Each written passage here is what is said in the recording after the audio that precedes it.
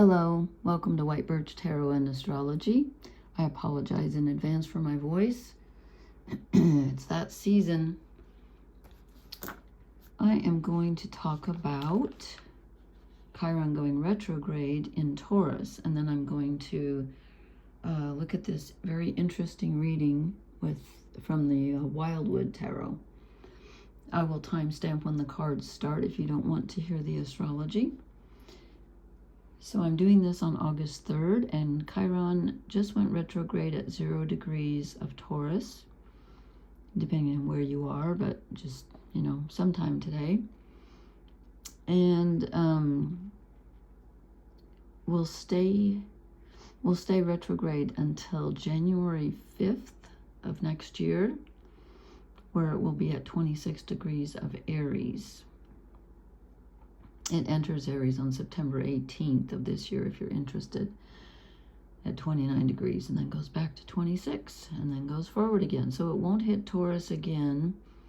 It's in Taurus now until, I'm making a hash of this, until September 19th, 18th, when it goes back into Aries.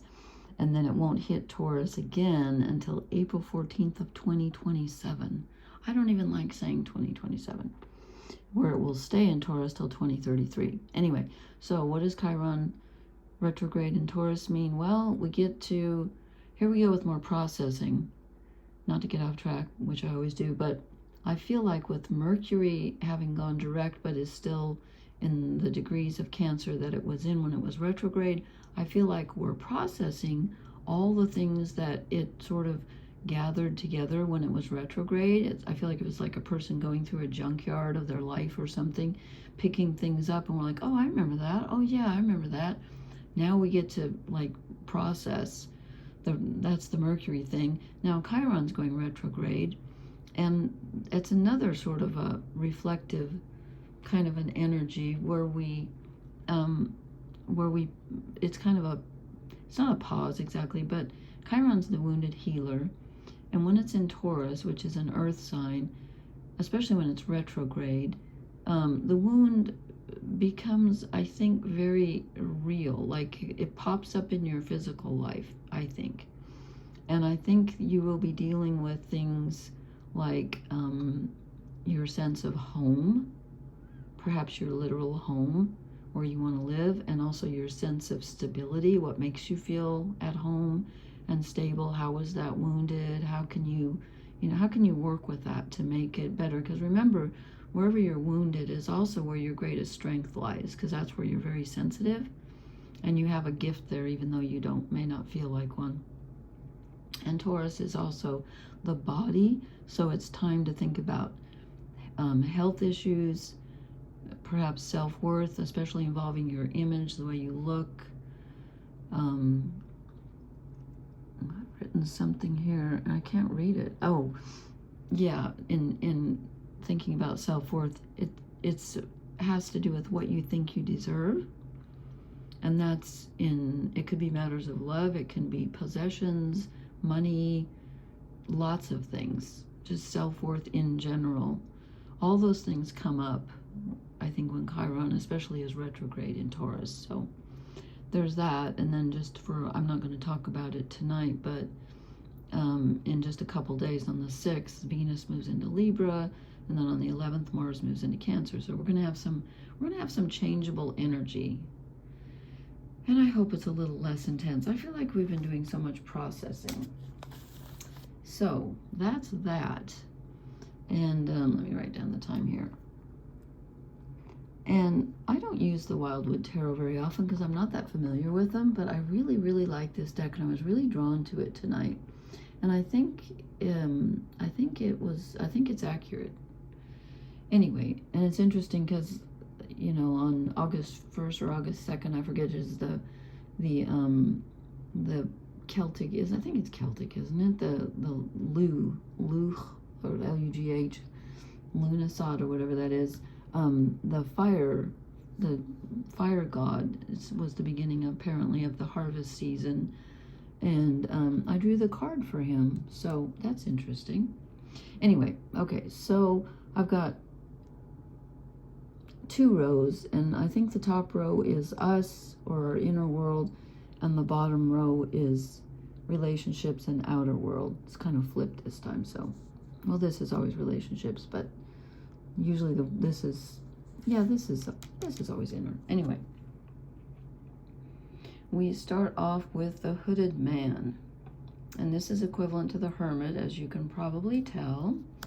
And I just want to look at the book because I am not, as I said, I'm not that familiar with this book, and I don't want to miss anything. Oh, I didn't mark it because I guess there was nothing in here that I felt like.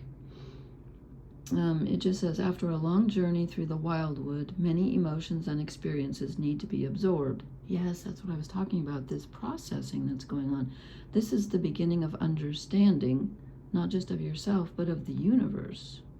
The hooded man appears differently for everyone, whether through meditations or solitude in the mountains, through prayer or holidaying in a secluded place. Oh, we should be so lucky. His light will illuminate the way to the heart of the endless cycle of being.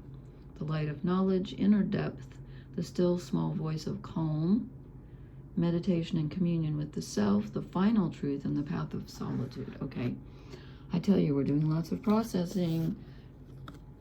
We're still picking up the understanding from Mercury retrograde in Cancer from the past, and now we've got Chiron going retrograde in Taurus. So we are definitely doing some inner reflection here. That is without a doubt. And then we get the Knight of Arrows, which is, of course, the same as the Knight of Swords. And let me see if I marked anything different for him. Yeah, I did. This is a little different. It says a speedy turn of events, a decision that needs to be made, a meeting of like-minded people, and a revolutionary inspiration. Okay, yeah. So when we do the inner reflection, you know, like I said, with Mercury going direct now, but still in those degrees of Cancer where he was, we're putting together the pieces. So there's a lot of, what's the word I want to use? There's a lot of, I can't think of the word, just not digestion, intellectual assimilation. That's the word. Intellectual assimilation of the things that we've discovered throughout July, probably. And so, as it says, there could be some sudden revelations, inspirations, things like that. I think that's true. And then I drew the Woodward, and this is the it's the Strength card in the other decks, but this is the fire god Lu, and he's got a cup in one hand and a wand in the other. And in the book it said this is when the time in the year when the sorry, what number is it? When the wands turn to cups, and I didn't know that they did. I need to study this book more. That's very interesting. And it says, through adversity or the process of rebalancing in life, we find courage within ourselves that flows from an unknown source. Sometimes that courage has to do with facing unavoidable truth or dealing with a person or problem that no amount of physical confrontation or emotional bravery will resolve. Yeah, I'm getting that feeling. It's one of those things where it's out of your control. You still have to deal with it, though, but you can't change it. You just have to find a way to deal with it differently so that you can get through it. And it says, this is about calm, resolute strength. He's the guardian of the sacred spear, also known as many skills. I did not know that. Blessed compassion, the noble instinct of protection, maturity of the will, and emotional direction. Okay, I didn't know all that. Interesting. So this is you know, this is where he's steadfast and he knows he cannot change it, but he also knows that he has to deal with it. But he finds the strength to do so. as I guess we're being asked to do. And then these two cards came out together, and I got the Five of Wands, Empowerment, the Five of Bows, and the Green Man. Okay, in this deck, the Five of Bows is different. Similar, but different. Sorry about this. Where am I? Here it is. That's right, I underlined this. By facing and defeating our greatest fears, we empower ourselves and grow more resilient and effective against adversity. This leads to the individual's belief that they are no longer simply powerless. The empowered individual ultimately has the capability to influence and affect the outcome of events and change perceptions. Okay, well, okay, we do have strength here. We have strength and we have empowerment. Again, well, maybe we can change the events. I felt like there was something, like it said, that we were up against something that we couldn't really, maybe it's just we can change how we deal with it. And maybe I'm wrong. Maybe we can change the events. This is definitely empowerment, though, so that's good. And when it comes out with the Green Man, he's also empowerment. It's interesting because the fourth card in the regular tarot is the High Priestess, but this is definitely masculine energy. And look how much masculine energy we have. 1, 2, 3, 4, you know, there's a lot. So this is about taking action. And again, it doesn't mean you have to rush out. I don't see anything, fast here. It's not that kind of energy. It's not the knight on the horse rushing into things, but it's about being resolute and about being strong. And interestingly, so here's what's he called in that carving in England? I forgot his name. I won't say that. I won't say that. I don't know. Is it the White Man, the Chalk Man? I can't remember. But anyway, look, he's right there. So he's standing right by the hill. Anyway, this is definitely a card of power. And this is power, earth power. He's got a snake in one hand down here. And is that a torque, the necklace that the Celts used to wear? So this is earthy power. This is us tapping into some very real strength that we have, both physical and spiritual, I think. But it's there for us. We can tap into it. So perhaps nature, whatever calms your physical body and gives it strength. Music, food, whatever. This is available to us now. So there's a lot of strength here. And I think that means we're going to need it, but it's here, and that's good. And it's very solid energy. It's very solid. Yes, there's some mental processing going on, but there's a lot of physical energy here too. Okay, then in the relationship row, we got this, the Ten of Bows or Wands, responsibility. And I think that's maybe too why I felt like, when I was reading about the Five of Wands and it said something about a situation that you might not have control over or whatever, I think there's a relationship that requires I'm not going to say that we have to carry the whole thing, but there's someone that needs us, that we just can't turn our back on.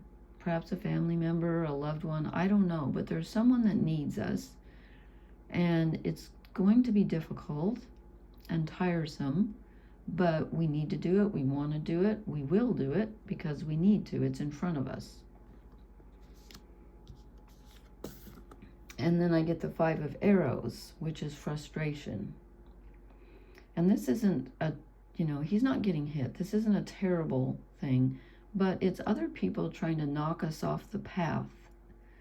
And, the little daily, what's that Shakespeare quote, the slings and arrows of outrageous misfortune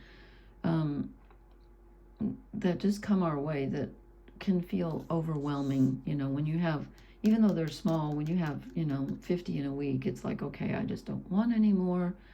People are trying to knock us off. And this said something. I'm going to read this briefly because it said something that I wanted to remember about not letting people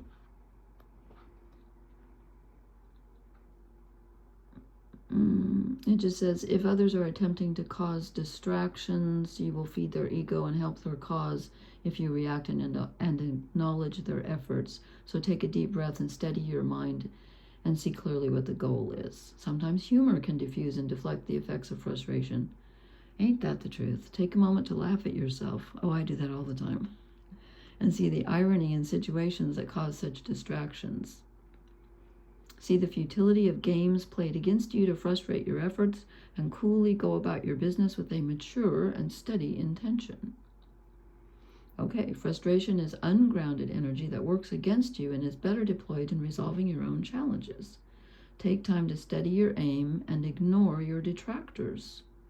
Stay on target and loose your arrows at your goals with a cool and purposeful precision. Okay, so we are not to get distracted here. And you know, Mars has been in Gemini for a while, and he moves into Cancer on August 11th. So that should help. It's not his favorite place to be in Cancer, but I still think it will be less hectic than it's been. So things are, or people are trying to knock you off your path. Don't let them. Don't let them. Stay with this grounded energy. Very important for this this time. And then we get the Ancestor. I love this card. I love these cards. Which is, oh my gosh, I just looked that symbol up online. Trihelion, I think.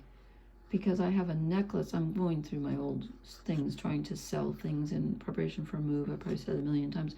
And I have a medallion that I bought with this design on it, and I was trying to decide whether to keep it or not, and I decided I will, but I was looking it up because I couldn't think of the name. Anyway, it's the three, like the mind, body, spirit, or whatever. So this is the equivalent of the Hierophant. So the Ancestor comes to us. And how does the Ancestor help us? I will tell you. You have made the leap and started a new cycle. Your instinctive spirit has felt it necessary to lead you to the gateway and a new path. You may have been reluctant or concerned at first, but whether you realize it or not, a shift has occurred. You may feel wary of the unknown denizens that await you in the forest, but the ancient ancestor within you will guide and reassure you as you relearn and greet new experiences on the path. Trust your inner voice. Listen to your own instinctive and inquisitive nature. Your own inner ancestor is strong, patient, and wise. Let them lead you into the forest with new eyes and a joyful heart. Okay, we're getting a lot here about something supporting us in a very real way, and also the fact that we're going to need it. So we're on a new path here. Okay, but we have this support, so don't forget that. I just love that picture. Okay, then this is really weird. So this was the last card I drew in the relationship row, and I got the Three of Vessels, which is the Three of Cups, and it's joy. And it felt unfinished to me. It felt, I don't know, I just thought something just felt off. So I drew a shadow card, which you won't be surprised to see. But anyway, in this deck, this is about celebrating. It's about celebrating with others, letting yourself have fun, being with your friends, and, letting people support you. It's a great card because it's joy in this deck, okay? But in this deck, it says, sometimes we need to give ourselves permission to be completely fulfilled and to experience joy again and be strong and stoical enough to understand that all of life's trials and tribulations, as well as the blessings and gifts, are cyclical by nature. Oh, I missed a line here. It says, one of the most common reasons why people lose the ability to feel authentic joy in their lives is the fear associated with loss or grief at the passing of the emotion. Yes, so I decided to draw a shadow card. I just had to. Just one. Look what came out. Seriously, the Three of Cups. Yeah. So I feel that is a very strong message, maybe for not all of you, but for some of us, this is a very strong message that we have been fearing putting ourselves out there, letting ourselves be happy, feeling joy, because we are afraid, because we've had past experiences where when we get happy, we're like, wait, when's the other shoe gonna drop? You know, this is too good to be true. Yeah, that kind of energy hanging around. So don't let that happen. Yeah, and you know, we do have this, yes, we have this hermit or hooded man energy where we do need to go within, but this isn't a hermit exactly. Yeah, okay, he lives in the side of the hill in the snow in a door, which I would love, by the way. Except I do like windows. Anyway, we do have this, but this is more about processing and going within and getting in touch. It doesn't necessarily mean we have to, you know, cut ourselves off from everybody. Okay, so I hope that's a clear message. I don't know. I think it's really interesting. I'm going to use these cards more often. I really like them. So anyway, please leave me a comment. Let me know if you have any questions or how this resonates. And the nodes change signs on August 19th, the north and south nodes of the moon. And if anybody wants help, I'll try to remember to leave my email address in the comments.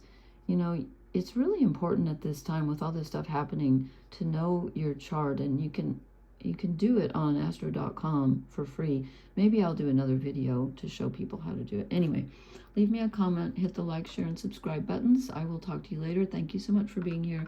Blessings, everyone. Good night.